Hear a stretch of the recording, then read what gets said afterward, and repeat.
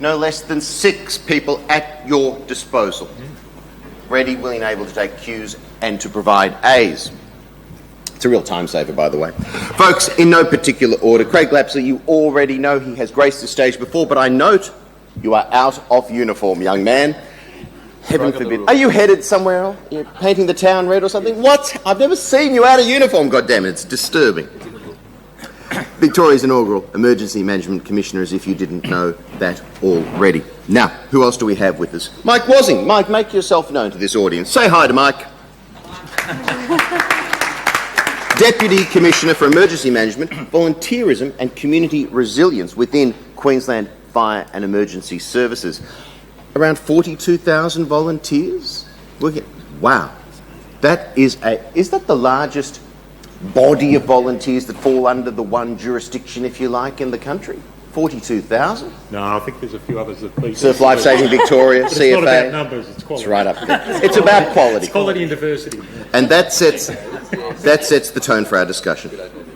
Dr. Stephanie Rotarangi joins us. She's the Deputy Chief Officer with the CFA. Stephanie, please make yourself known to this crowd. All right. Joined the CFA from Delp, where she served as Chief Fire Officer since 2016. A career in firefighting, decades in the making here and in New Zealand, and a PhD, no less, in community resilience.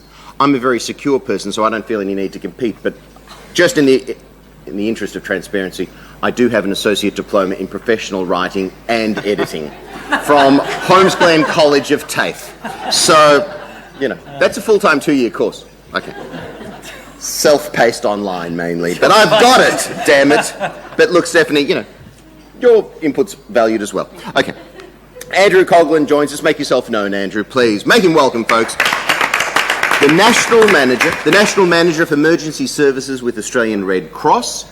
Again, just to summarise the entire life and career, you know, he's played a pivotal role in coordinating Australian Red Cross response to major emergency Cyclone Larry, the Black Saturday bushfires here, and the Queensland floods and Cyclone Yas in 2011. Michael Morgan. Michael, make yourself known to the rest of us. Hello, make Michael very welcome, folks. There's a lot of South Australians around. Appointed Deputy Chief Officer of the South Australian Metropolitan Fire Service, the MFS, in September 2016. You joined them back in 1986, and is it true you only had one goal, and that's to reach the top, and you will not be satisfied until you achieve that? I used to have that goal. He leads the Female FF Forum, Firefighter Forum, the Female Firefighter Forum, and joint winner of the Women in Firefighting Australasian Male Champion Award in 2016. So you justify your position on the table. Virginia Nelson, make yourself known. Superintendent Virginia Nelson. Now, just a note, folks, Virginia was among us yesterday out of uniform, and I think they call that undercover in your business, isn't it? That's probably worth a higher rate of pay, I'm not sure. Superintendent patrols at South Brisbane District in the Brisbane region. Is it true you joined the force at age 18? Yes. Wow. Think of yourself at 18. Think of your nieces and nephews and children at 18, and there you were, an officer of the law. Is that, quite seriously, is that even allowed anymore, an 18-year-old to join the force? No. Probably. And it's because of her behaviour, but we won't go into that. Superintendent Virginia Nelson, 28 years in the service, rural, regional, metropolitan. Goodness me, that is a heck of a lot of experience. I can't do you justice with those introductions, but I know we're tight for time and we have many questions as well. Get your questions in early or we'll have to be cutting off. I'm going to throw this question to the entire table. What are you doing within your organisations that reflects your commitment to inclusion and diversity? Folks, over to you. No pressure, but we are judging you. Look, I'll kick off if you like. Sorry, Steve. So from a quite a specific perspective, so Queensland had a somewhat of a burning platform, if you will, a few years back in the form of the Allison Review. Many in this room would be aware of that. And whilst it had specific recommendations that are associated with quite archaic type behaviour. There's probably no other way to really describe it. It actually went to a whole range of other streams that are fundamentally around a respectful and inclusive culture. And it would be very easy for Queensland Fire Emergency Services to have taken just a standard approach in terms of recommendations and gone through almost the tick the box exercise and saying, well, yes, recommendation A, B, C, D, that was the approach that you could take, and yes, we've fulfilled those requirements. But fundamentally for us, we've shifted from what was a burning platform to a more sustained and deliberate approach in terms of change, both in terms of inclusion and diversity and culture, and ultimately everyone in this room would recognise the relationship of those. And if you will, we've gone from just not only dealing with the primary recommendations, but gone to secondary and tertiary recommendations in terms of embedding some of the fundamentals that underlie and aren't necessarily called out in the Allison Review itself, but fundamentally underlie in terms of what inclusive and diverse organisation that we wanted to be. We've got periodic check-in points, and in fact one of those is occurring right now, and the final one of those will be in 2020. And again, that's quite deliberate for us to check back in and actually have external people check back in about how we're progressing, where we're at. And as everyone would appreciate, ultimately when we're talking about inclusion and diversity, it's a big, wicked issue. It's not something you solve overnight. And even reading some of the board notes, I noticed there's been an active conversation here yesterday and again today about sometimes it's very easy to narrow in onto gender issues or specific issues around that, but it is big. And again, in terms of the if you like, the analogy of what's beneath the surface in terms of the iceberg around what diversity actually looks like.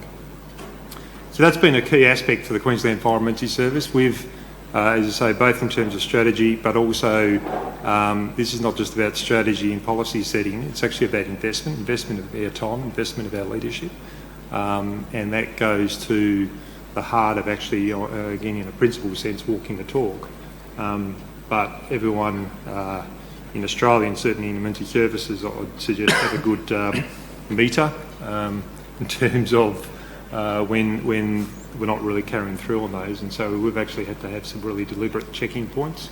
We've got surveys, annual surveys that we're able to do through working for Queensland. There's a range of different checking points and measures, which are really important for us. What are you checking and measuring? What are you checking and measuring? Right through, that's a great follow-up question. So we've got, so this is part of whole of government approach in Queensland in terms of working for Queensland results, but we actually have a departmental aspect where you can add extras in. It's everything from almost job satisfaction, if you will, through to workplace health, through to harassment, through to all sorts of other aspects. So it's quite deliberate. The first year was run for us, I think we're only about 30% in terms of returns, pretty ordinary returns. That's now up to closer to 50%. So it's actually starting to get a true value, but it also gives you a whole lot of actually conversation pieces back with your people. Again, walking the talk analogy, if you will. It gives you some tangible things to say, well, this is what you've told us. And because it's not for the executive to be the font of all knowledge and solve these sorts of things, it's actually working with our people to do that. It's been a key enabler for us in terms of some of our change and maintaining some of the change, because we've got a long history of change, but very quickly you stall, you recede, and then you go backwards again. And so we want to really embed this in terms of an ongoing aspect. I'll open that up to the other members of the discussion. Your organisation, what are you doing in relation to inclusivity, diversity? I might jump in. We Please haven't been party reviews, but what we are doing is we're looking at reviews that are taking place at Queensland, for example, other organisations, SAPOL, South Australian Police within our state. So we're taking an opportunity to learn that there's themes that are coming out, and you have to reflect on your own organisation and potentially, will this happen or could this happen within our organisation? And so you've got to look at that, reflect on that truthfully. So we've engaged with the Equal Opportunities Commissioner in South Australia. We're doing some work around the culture of the organisation. We want to increase our diversity in every aspect. So to do that, we're working with the Equal Opportunities Commission to develop strategies around diversity, but also programs that will assist in implementation. We've got a very strong culture, as we all do. We're 156 years old, one of the oldest legislated fire services in Australia and elsewhere. So you've got a culture within the organisation. Now, if that we don't believe that our culture we have a good culture in a sense, but we're not sure that culture is the one that's going to carry us through into being a more diverse and inclusive organisation. So we're doing a lot of work on looking at ourselves with the Commission. The Chief, certainly through AFAC, are involved in Male Champions of Change. So there's a lot that we're doing within our organisation to progress where we are currently. Of course, that means you've got to engage your workforce. The Chief and myself as the Deputy are very keen to participate in this, but we need to ensure that the next line managers and the coalface managers, our commanders in our organisation, are also willing to embrace that change and look at how we can improve ourselves as an organisation. So I'll just, and I mentioned it yesterday, but I'll just dwell for a moment about a little bit of strategy and then get to action, because I think it's about the action. And the action, I think, is very hard sometimes to actually get. That's through these organisations that are so deep in tradition and structure and culture. And that's not a criticism, that's a reality. So we've taken the approach to come up with a framework, a diversity inclusion framework, which I mentioned yesterday came from what was very much the Gender Task Force. And the Gender Task Force was something that grew out of a need from the 2009 fires. That in itself is absolutely fundamental. So the diversity framework has got to have a community side of it and how we connect to community as well as an organisational sector part of it. Quite complex because this subject is actually complex. It's not easy. From there, it's got an action plan, and some of the actions is, for example, we've had 31 of our senior executives, which are chief officers, chief executives, chief health officer, all in the room to talk about and be coached and understand, and in a safe place be able to talk about the challenges as an individual to lead in these organisations, and also a safe place to be able to put new ideas that can be developed. And that's worked, and Stephanie may wish to talk about Steph's been part of that when Steph was the chief of DELP.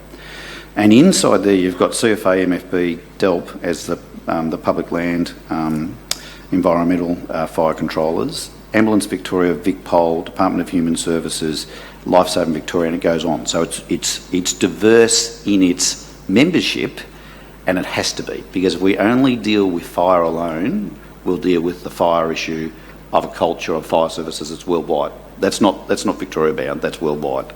And what Michael just talked about is exactly what you'll see, particularly in urban fire services. And then you'll have a different set of cultures in a rural fire service, and you'll have a different set of cultures in what is a land management fire service. And so if we stay in the fire footprint alone, we do not get where we need to go. Now that's cost a bit because we need coaches. I am being coached by a person, and so are a number of the other senior executives. And when I mean coach, we are being coached about our language, our behaviour, our approaches, and some will say it's a bit of a weakness to be coached when you're a senior executive. It's not. We have to understand the issues of our workforces, and we have to understand the societal issues of today, not yesterday. Absolutely critical. And it's been a wonderful experience, a challenging experience, but something that if we don't sponsor it and make the change, no one can. And when I say that, I mean, and you would have heard me say yesterday, Steve was in the room yesterday, where's Steve today? It's not about hierarchical rank. It's about behaviours and languages and empowerment across organisations. But it's also about commitment. One of the things that I worry about, and I watch some of our organisations, they'll jump on the next thing that's the best shiny thing, and that'll go for 12 months, and they'll jump onto something else, and they'll jump on, and I give you, and you will all look at me and go, yeah, we've heard about that. The next shiny thing, I talk about the emu, you know. It's where they peck away at it, and then they get sick of pecking away at that, and they head off to the next shiny thing. We can't do that with this. This is a diversity and inclusion commitment. And whether it's Male Champions of Change, and I would not sign up to Male Champions of Change as an individual. Lisa Jones is here with me. Lisa knows how hard it was for me to get signed up to that, because I was making a personal commitment for organisations that I knew the organisations had to change. That's hard. these organisations have to change. They can't continue the way they are. Everyone I've just talked about has to change and wants to change. So we've been very strong then to sponsor people. So our Human Rights Commissioner in Victoria, exceptional individual, and we've had two of them, both exceptional. We're very close to them. We understand the issues. We share the issues. We share the achievements, but we also have got the relationship to say this is actually hard and we can't get there. At the moment, we're actually collecting data. Unlike Mike, if Mike's been able to get to the measurement, well done, because we haven't got there yet.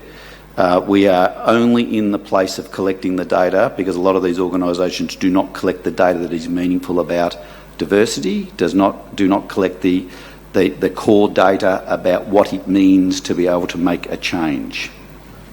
So if you start on the data journey, you've got to have a really strong strategy about what it takes you to information and to knowledge and to measurement. Data will take you nowhere if you're not careful. It actually will confuse the discussion because it can actually, oh yeah, we're doing pretty good in this space or whatever. You've got to be solid in measurement and it's got to be really well structured. And I suppose the last bit about that is you've got to give this thing energy and you've got to give it purpose. Now I look in this room yesterday and we are the converted. Are we good at this? I hope we are. Am I learning? Absolutely. And I'm learning every day about how we are better to be diverse and understanding and how it's a personal issue. I'll give you one example about safety. How do you make a safe place? So in your Coast Guard unit, your Red Cross unit, your CFA unit, your whatever unit, just stop and think about the language, the behaviours, the stories that are told, the narrative and how inclusive it is or is not. These are clubs. Clubs behave certain ways. I've been to places where you walk in the door and you think, I don't think I'd want to walk back. Close the door and walk away. These are volunteer and career people that sometimes are not right. And they don't reflect societal issue of today. So it's change. It is serious change. And it's got to be safe. And how you make a safe place, I think, is one of the biggest challenges. It's got to be safe. It's safe to talk, safe to understand, safe to operate. And when the pressure's on, these organisations go back to their DNA, and their DNA will take you back to their culture, and their culture will take you back to some behaviours that are inappropriate for tomorrow. That's the fact. And the fact I sit and talk about it can quite sometimes get criticism of other around me that are senior people and not so senior, because I'm willing to say, you know what, we haven't actually got it right. And then talk about marginal groups, of how they get marginalised and why they're marginal groups. Now they're not included. Work that out. So I've just given you all the complexity. And I think you've resolved this the last couple of days for us because you've got all the right answers. And we want those answers. How do you be the 17-year-old person that has something different? You are different. And how do you fit into this group that's been there for 100 years? Craig, I'll pause you there. I'll pause you there. Other groups? Well, from a policing perspective, it's probably only slightly different. We're all emergency services, but it is, if we just listen to what Craig said, it is really hard work. We are changing really deeply embedded values and behaviours, and certainly from a policing organisation, we've seen from the VROC review in Victoria, the AFP review, SAPOL did their review, and Northern Territory, and the Queensland Police Service hasn't done a review. Our Commissioner has determined that the behaviours in relation to diversity and in particular gender, that we will accept that that's occurring in our organisation. And that's disappointing. But in terms of that, we've had some significant work in that space and probably will continue to do that. But if I look back to before I was born, or probably just when I was born, Commissioner Whitrod was trying to do this in the 1970s. And then you have a change of leadership and it goes off the boil, and then we have the Fitzgerald inquiry across Queensland, and that resulted in another round, which was about the time that I joined, but was still very small numbers of women then.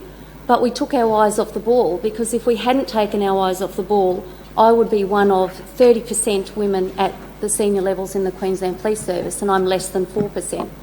So we still haven't got, we've recently started 50-50 recruiting, And with that comes a great deal of difficulty, because there is a sense of loss when suddenly 70% of those positions or 80% are not available to men where they previously have been. So managing that as those women come into the organisation has been quite difficult, and we're doing a lot of work in that space.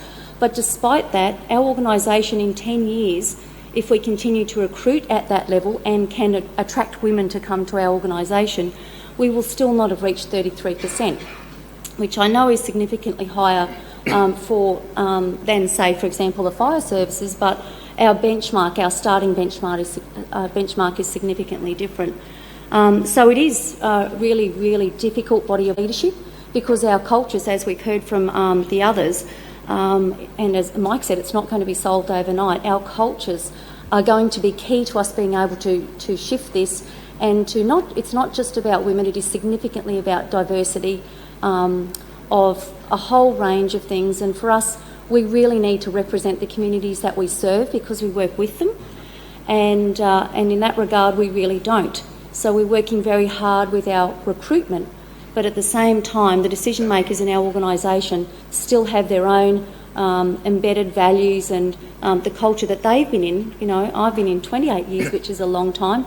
They've been in, 35, 40 years in policing, and as Craig said, for him it's tough. So it's also very tough for women who are in the organisation to shift our values, because you buy into the strength, the courage, the bravery, the toughness of your organisation. And at 18 it was pretty cool, and I thought I was buying into that, and my maturity and time in the job and now greater understanding has seen that I need to change. And 5 years ago I would not be sitting on this panel. 5 years ago, if you championed women, you would be cast aside and not included. You know, it was quite difficult and challenging. So it's changed that much so quickly? I think so, and our leadership has been a significant part of that. And probably the reviews in the other agencies, which, terrible, terrible findings. Can I just add to that? I think some really interesting points raised there. The change in culture is really significant. So I represent today an organisation that is predominantly female-based, as opposed to, I think, most of the other organisations represented out here. But we share some of the same conservative, for want of a better word, values and approaches to things. So there's just as much a change journey in that regard as what there is in terms of the makeup of who's on management groups and so forth. I can reel you off some statistics. Our national executive, 5 of the members of the 9 are female, 5 of our 7 state directors are female, etc. Likewise, we do a lot of work with Aboriginal and Torres Strait Islander groups, so we have a specific target of 10% of our employees being of that background by 2020, and we're up to 9%, which we're very proud of. But that aside, I think one of the things we're really grappling with at the moment, and we've had a new CEO come in about 18 months ago, Judy Slatcher, so female CEO, which is not peculiar to Red Cross. That's certainly happened a lot historically. But one of the great things she's brought to the organisation is to challenge what we're doing and how we're doing it, and in particular to start to think about how we engage more effectively with the communities we're working in and all the diversity that they bring and they represent. Not in a way that merely has us looking at quotas and so forth, but also to really reflect in the way we develop the work that we do, that we're working with them. We're not doing things to communities, we're in there working alongside. And a couple of examples have been talked about over the last couple of days, which I thought are really worth reflecting on. Michael Aman, formerly from our Adelaide office, he's now working with a local government association, talked about a framework around people at risk in emergencies. The great thing about the development of that was not that an organisation came in and did it, but I think the way in which we worked with some of those community groups and some of those people in developing that set of guidelines or that framework. Similarly, we've worked side by side with ACOS in the past in developing preparedness materials for community service organisations. So I think one of the great changes that we're trying to bring to the sector is that link between what happens in the community and the community service sector and what goes on through the more traditional emergency management based organisations, and I think there's a real opportunity within all of that. Thanks very much. So a lot of great stuff has already been said. I'm feeling like I've got the least to input here because I've only been with the CFA for 2 weeks, so it's be almost impossible. And you're already out of the office, yeah, talking on behalf of the organisation at a fancy conference. It'll be impossible for me to really give a true reflection of the amount of work that's going on in our organisation. However, I am happy to give you some fresh perspectives from someone who's new to the organisation. So the first thing that really strikes me is our leaders' commitment to really strong and deliberate language around inclusion and fairness. And you might think that that's a little bit soft and not that hard, but I haven't heard messaging like this before from every level of our organisation, that this is something that we are committed to, thinking about every step of the way and putting into action and taking our people on a journey. So for me, I can't stress enough how refreshing it is to see a wide variety of people reflected not only in our messaging but in our language and in our policy as well. And the work that Craig was referring to before, the collective power of 31 leaders in Victoria standing up and saying, we don't really have all the answers, we're getting some coaching here, but we want to be inclusive, fair and a diverse organisation. I think that's a real mind shift that shouldn't be understated. The second thing that I wanted to talk about too is our organisation's commitment to creating a safe environment and really systematically removing any barriers there are in our organisational culture to making sure that everybody feels safe and included. Not by any means after 2 weeks do I have all the answers. And as it's already been said, we've been part of this sector for a long time. If we had the answers, we probably would have done something about it by now. But a total commitment to a difficult journey. One of the other things I've noticed about the CFA is a real commitment to learning from our own people. Diverse organisation, lots of volunteers, career staff, and really taking the opportunity for storytelling and learning from each other. Again, it might sound a bit soft, but I think storytelling is potentially one of our most powerful means to really reach a tipping point where, we're all humans and we relate to human stories and they start to make sense to us and we start to make change.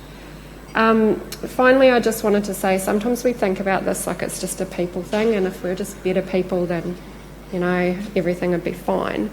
But actually there's a real piece of work in all of our organisations that are related around systems, tools and processes, so that we have the systems to be interoperable, so that we have the tools and the processes to train our people, and so we're also doing a big piece of work in that space.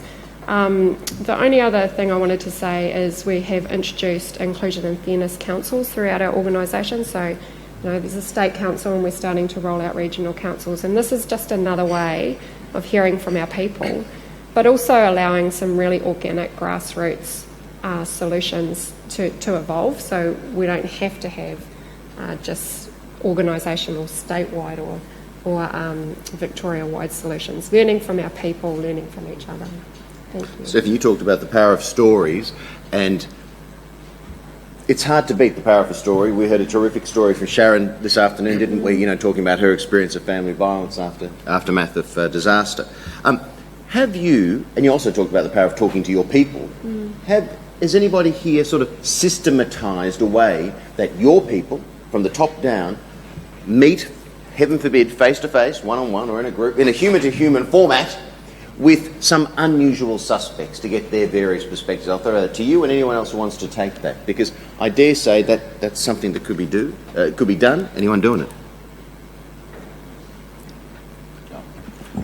I'd suggest that's a critical part of the work that a lot of the organisations in the room do, particularly in the recovery side of things, where once the immediate impact of an event is over, I think the best way in which that work is done is when we get in and sit with communities and understand what communities are made up of, who they are, what makes them tick, what they need and what they don't need, and really start to shape recovery programs in the longer term around what the needs and the diversity of those communities are, as opposed to coming in with a set solution, with a solution looking for a problem, as someone I know used to often refer to. I'm not sure I've got the I haven't got the answer for your question. What I get concerned about is when we step in what we don't see, or what we're not allowed to see or not allowed to discuss. So, go to the difficult things about domestic violence or family violence in emergencies.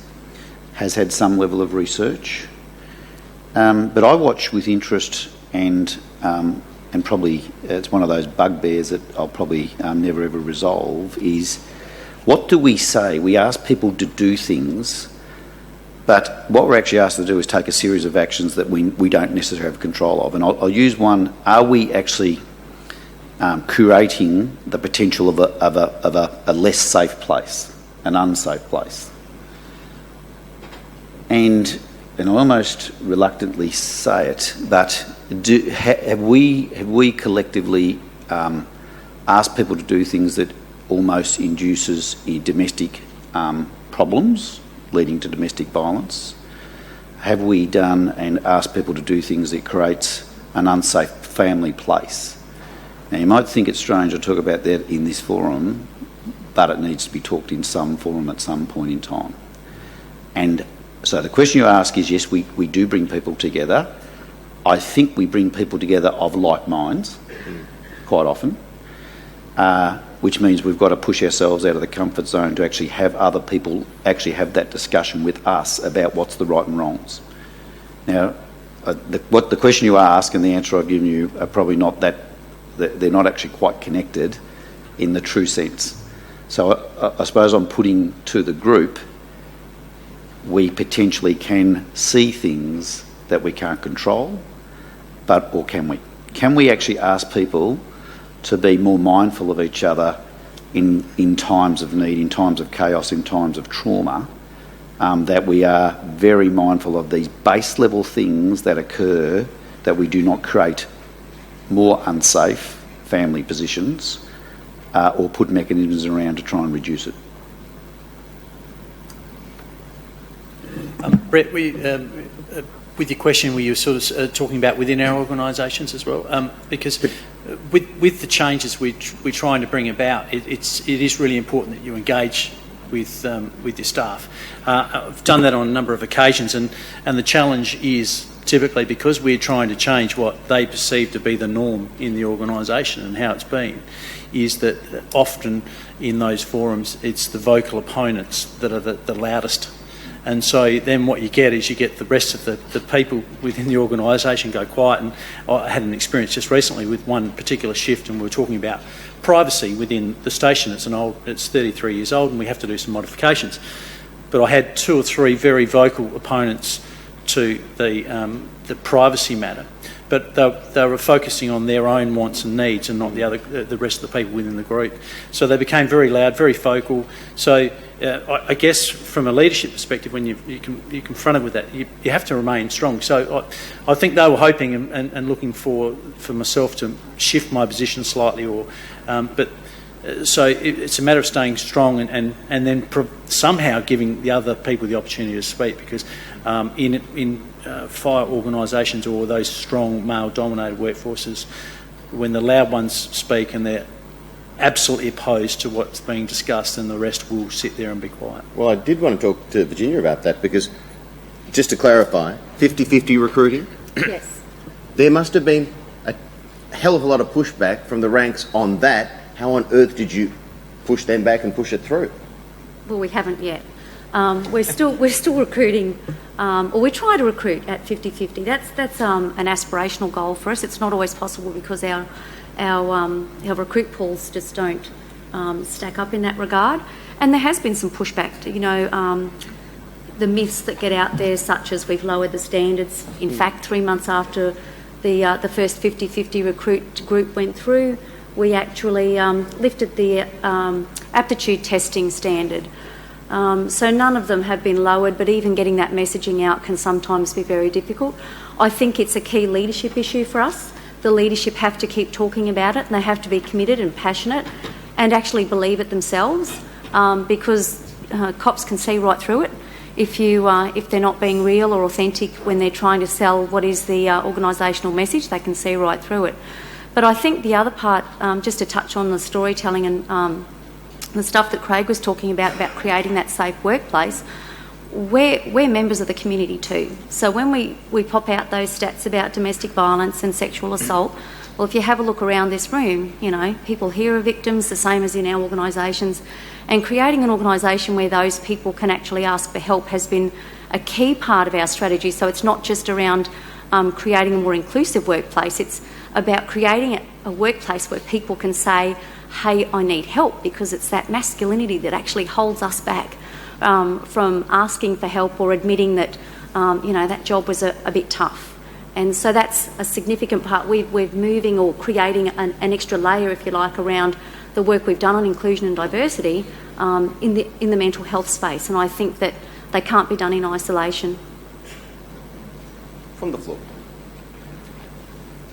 There's another community that can be engaged with out there, and I'd like to follow up on what Stephanie said, and that's the volunteer community. The frontline responders who are out there are engaging with diverse communities every day, and in many cases they themselves are that diverse community. And I think that's overlooked. The volunteers aren't parachuted in from somewhere else. They're from that local community, and they often have different language skills, different cultural backgrounds, a lot of knowledge that can be useful to organisations. So my question is, how will agencies think about incorporating that knowledge from the volunteers so that knowledge transfer is from the bottom up as well as from the top down?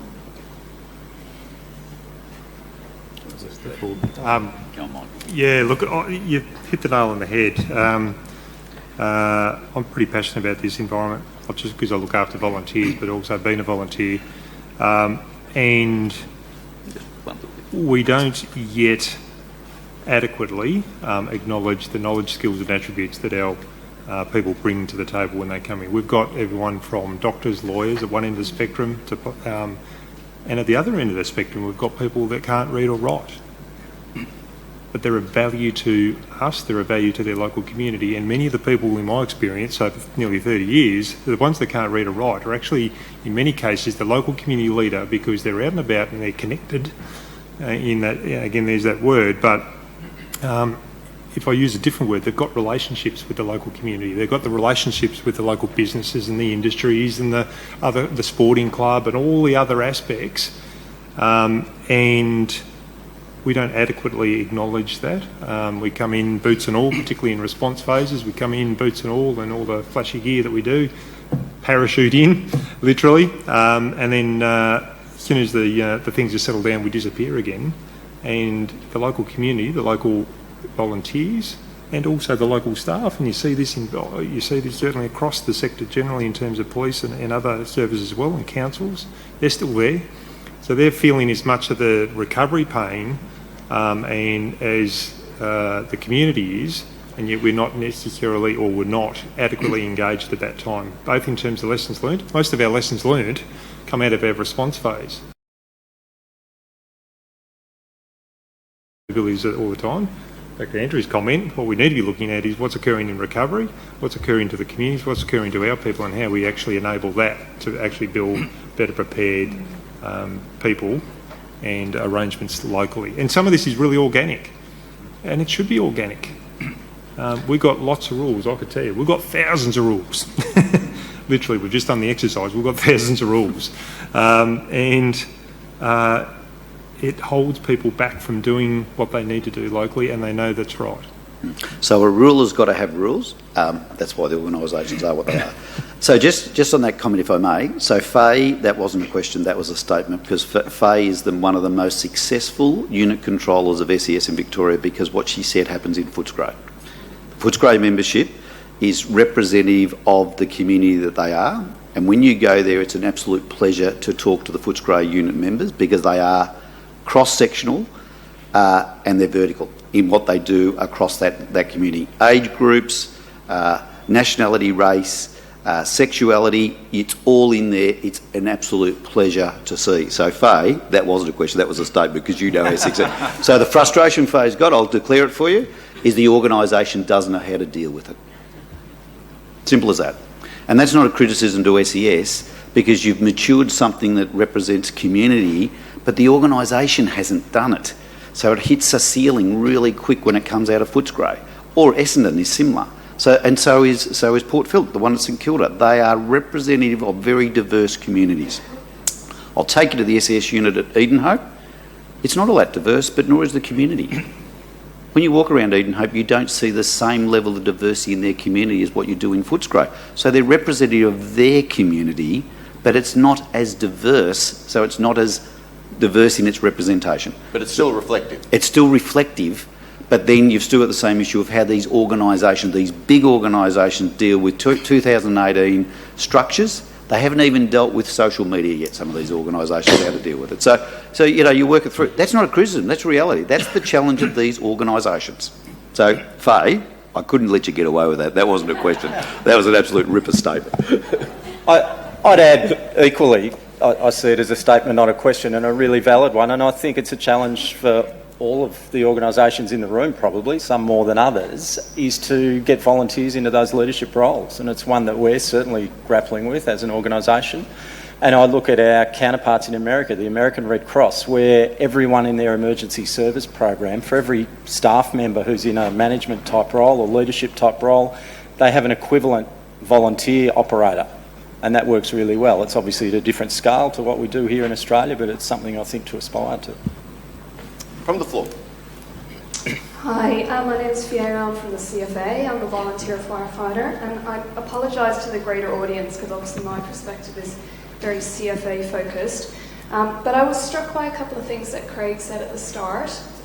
Firstly, that he is undertaking training in this. I think congratulations, that's fabulous, and that shows really excellent leadership, so I hope the broader audience is aware of that. But secondly, you talked about cultures in units, not just CFA, but others, reverting back to their DNA when times get tough. And I think, DNA is created at conception, and when do we conceive people? Well, when they join our organisation as new recruits. And so I guess everybody sitting here obviously understands the power of education, so education is a huge key to changing culture. And again, I'm speaking from the CFA perspective, but our basic training in CFA, our minimum skills training, is based largely on the training.gov.au community or public safety packages. And just as you were speaking, I jumped onto the training.gov.au website, and in fact they have a unit of competency called Work with Equity and Diversity, and it's described as a unit that requires members to recognise individual differences in the workplace, to value these differences and to adjust their behaviour to account for these differences. So my question is, we have a unit of competency there, it's a government one, it's national, it's just like all the other ones. Can we have this in minimum skills, please? So I reckon Stephanie's about to make her first policy position publicly for CFA. Steph, no pressure. Thank you, Commissioner, and thank you, Fiona. It's really interesting pickup, and the comment goes, as you've already stated, much broader than the CFA. One of the things we are doing is rolling out what we're calling a Matter of Respect program to all CFA personnel. But you've raised an interesting point where we're capturing it retrospectively. There's also unit standards out there, and as a sector, as communities, we're on quite different parts of the journey here. So I'll take it a little bit further. I think rolling out our Matter of Respect training is a big step for us. It's a symbolic step and it's an important step, but I really will put the question to the rest of the panel too. How do we respectfully learn from each other's journeys in a safe way when we're all on different parts of that journey and different parts of acceptance and dealing with long-standing cultures? So I'll put that out to the rest of the panel because I think essentially that's what you've spent your last 2 days thinking about as well. But, it's interesting, we can do training and we've talked about storytelling and they're really powerful because they set the scene and they're human, but, sometimes I think too we need a bit of a hand in listening and understanding and interpreting as well. So there are a lot of different aspects to this that we can keep on working on. Can I be a cynic for a moment? Hands up here who studied long division as part of their education. All right. Keep your hands up if you can do long division. I don't believe you, for a start. You are lying. My point being, of course, you can learn something in theory, but then can you put it into practice when it's time to long divide something, whatever the hell that even means? And that's, how do you make that training stick, that unit stick? The reason that we don't do long division anymore is we've got calculators and other systems and tools and processes to do it more effectively. And I think, isn't that our utopia? That we're not actually rolling out a matter of respect training and celebrating that it's so much part of our next generation or our thinking that we don't actually have to think about how to do it anymore. Yep. It's embedded in everything that we do. Cool. Madam. Hi, my name's Emma Calgara. I'm from the University of Sydney. Thank you so much to the panel. Something that struck me though, if you look behind you, the screen does say Australian Emergency Services and Community Organisations.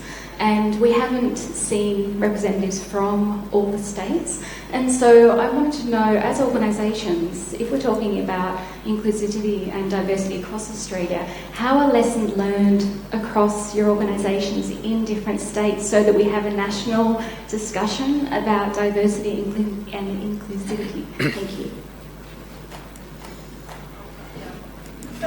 A small outbreak of spontaneous applause. You got them going wild. How do you spread the wisdom and how do you adopt best practice faster? Because there's often a very long tail on all of this stuff. We want everyone to get smart and good fast. I'd respond to that just by saying we're a nationally based organisation, so in some ways we're slightly ahead of the game in that regard. So observations, etc., out of the discussions the last couple of days, we will certainly share across the country, but that's by dint of the makeup of the organisation more than anything. Yep. I think it's fairly immature in process.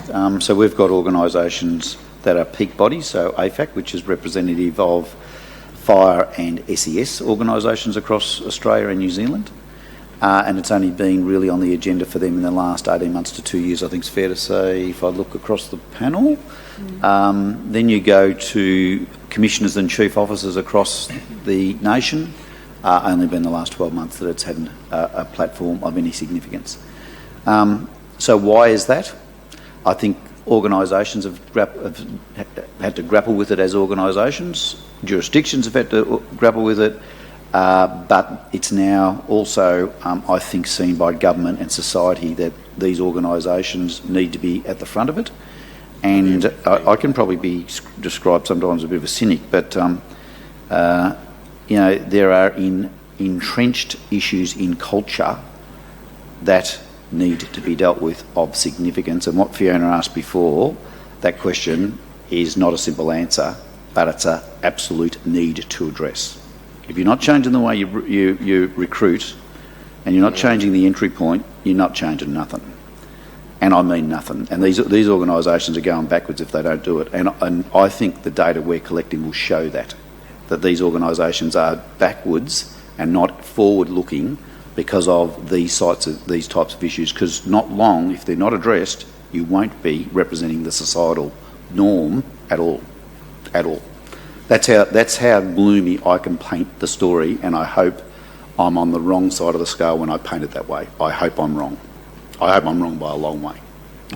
Can I just add something to that? Nationally, we do share through AFAC and separate working groups, but I think we also, each of us, face challenges industrially.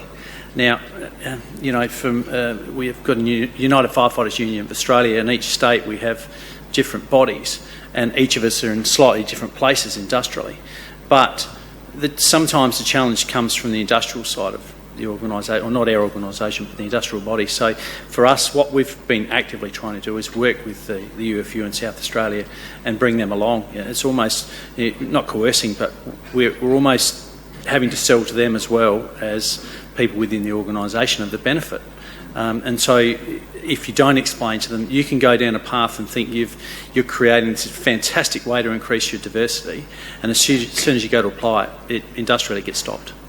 So then you go through a whole challenge, and then you start to lose the workforce, because the workforce, the louder ones in the organisation basically became, see, I told you so. It's not going to work because they're weakening or they're changing or they're diverting. So the challenge also is industrially for us. Good distinction to make. From the floor. Could I go a little bit further, and because you're right, Mike, and some of this is related to the impetus of change. And I mentioned before the burning platform we had in Queensland and how we've deliberately levered off that for longer term sustained change, both and beyond just, or both culturally but also into inclusion and diversity aspects of our workforce, and we've got a long, long way to go yet. But part of that is because of our reputation. So as emergency services particularly, we have a very sound reputation within communities. And that sounds really great, and we hold that close as an entity, if you like, in terms of that's really important for us to be able to work with communities and be allowed in the front door and onto properties and all the other things before, during and after disasters, and have that trust. But also sometimes holds us back because we're not having the true conversation of actually, well, why do you need to change? So the authorised environment or the industrial environment that we operate in says, well, why do you need to change? We know within Queensland we've got some internal, I call them minor adjustments, if you like, in some respects. But because we've been recently successful, again, in a response context of recent disasters, have been a collective, because of Queensland Fire Emergency Services, we've got the Fire Rescue, Rural Fire and SES, our disaster management people and a public service all in one department, and a single commissioner and straight to our own minister. There's an authorised environment to say, well, don't change anything. There's a low risk appetite, don't change because you're doing okay. And we're going, no, we need to change. So you've got to kind of be, and this goes to the heart of innovation, and then this is kind of chicken egg, to be, you want to be more diverse so you can be more innovative. That's not an excuse. There's probably less votes in diversity than in a happy union. 2 points from the floor. No, that's a fact, isn't it? Election year, you're a minister, you're a premier, you want a smooth running emergency service, you probably don't want industrial drama. Point. Yeah, good afternoon. My name is Simone. I'm with the Department of Fire and Emergency Services in Western Australia. I've been privileged to be an operational firefighter for nearly 20 years, so I was one of the first females in Western Australia. My comments or questions go back to your comments with 50-50 recruitment. So congratulations to Queensland Police for actually being able to do that. I have a couple of problems with it. Do you think that 50-50, we don't actually have 50% applicants being females? So do you now think that it's positive discrimination maybe against the men? Do you think maybe we are setting up some of our females to fail within this organisation?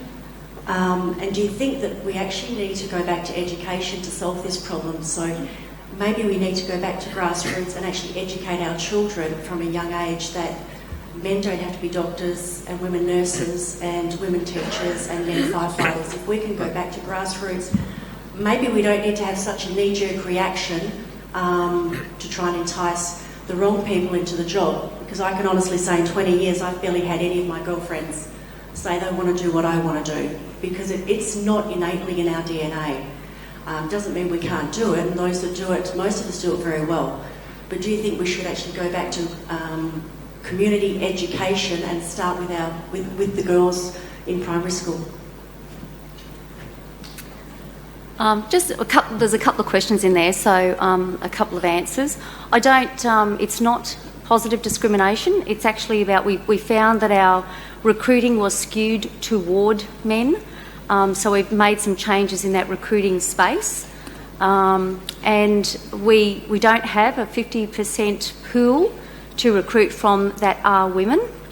Having said that, we're like a lot of other agencies, we've got new strategies that do increase the number of women that are in our applicant pool. We have about 10,000 applicants for about 200 positions a year, so we can afford to be very picky in terms of the police that we're recruiting. So I don't think we're setting them up for fail. It's not a policy. It's an aspirational goal that the Commissioner and our leadership group have set. because we know that we need that. It is a capability issue for us now and into the future. And in relation to going back to community grassroots education, I think that links quite a lot to the language that we've been talking about, to what we see in the media. I've sat here for 2 days and I've heard the term policeman and fireman a number of times, and yet we're all working in that space, and we do have to, we've all got biases. It's about us being aware of those biases and then managing them in our workplaces and with our people. And we know that the research tells us that by the time our young girls are 8, they are starting to preference what are traditionally female jobs. And certainly I offered to purchase, this is a personal example, I was buying all my nieces and nephews their Christmas presents, and I wanted to get Lego, and one of the girls said, "Oh no, I don't want Lego," and she wanted a Barbie. And I said, "No, they have pink Lego, So immediately I've gone to the pink flavour, but I was trying to get them all the same present. So she, even though they had, she's never played with the pink Lego. But that was what I was used to because I've only got boys. So we've brought our entire life experiences with us, and we're all decision makers now in our organisations, and so being aware of what our own biases are will help us educate our children, work with our communities, work with our schools and things like that. So hopefully that answers your question. It's a really good point. I think the language and then images that are used, and particularly around firemen, policemen, and so there's a lot of, like social media, there's a lot of work trying to be done around changing, just saying firefighter, for example. And so there's a terrific video clip that's called "Inspiring the Future." Redraw the balance, and there's it's in the UK. There's a firefighter, a fighter pilot, and a surgeon, and so the three people are talking to the kids in the class. I'm not sure of the age, but they're very young, and so they're asked to draw a firefighter, a pilot, and a surgeon. And then after they've done the drawings, I think of 60-odd drawings, 5 drew the 3 as females. The rest were drawn as men, and they were named, all boys' names and so on. Then the 3 walked in, and all 3 of them were women. So the kids were just shocked, and it's a fantastic clip. But I think what it does, it underlines some of the challenges that you've put. So, the images that we've used previously for firefighters have been around strength and physicality. And we've spoken before, if you look at the firefighter calendar, I can guarantee you that 99% of our workforce does not look like that. So if you think... Well, they're wearing uniforms for a start. Not naked from the waist up. So if you think, oh my God, there's a fire call, thank God for that, I'm going to see a calendar firefighter, you'd be so sadly disappointed. So I think imagery, language, and again about promoting that being a firefighter or an emergency service worker or a rescue worker is something that anyone can do if you're passionate about it. And as you said, you're probably one of the first female firefighters. You've been here for 20 years. Our female firefighters that we have, they're just amazing. They're so passionate. They absolutely want to be there. And if I could, and if I could duplicate it somehow, I'd take 200 of them straight away and bring them into the organisation, because it's critical. Because at the moment, we're so weak in our numbers that, it does. The chief often says it. The chief will say, it feels like you're walking in molasses, and sometimes it does. So I think language is absolutely critical. The language that we use as organisations, the way we promote. So we won't put any imagery out now about the MFS that doesn't take into consideration diversity and around gender and also inclusion. So we're trying to focus on also the language. And engaging with school kids, we're engaging with Netball SA, cricket, AFLW sides, local football sides, and young groups. We're just developing a fit for firefighter type presentation, and to explain what it is to be a firefighter. And lifting heavy things is one of the smallest things you need to be, a great communicator, empathetic, engaging. They're the things we're looking for. So if you can lift heavy things, it's probably not the job for you now. When we joined, we just followed. When I joined 33 years ago, you followed orders. We're all little robots, and we just followed orders. Today, Yeah, and we retreated into our fire stations as quickly as we possibly could. They were like fortresses, and they still are.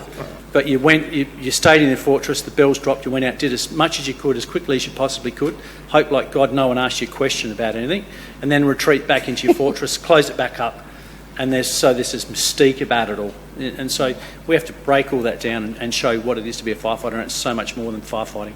Stephanie, do you have a contribution? Maybe to close this, I'm afraid. Time's against us. Simone, firstly, thank you for the question. It really is a question I could talk a long time on, but I know we're short on time.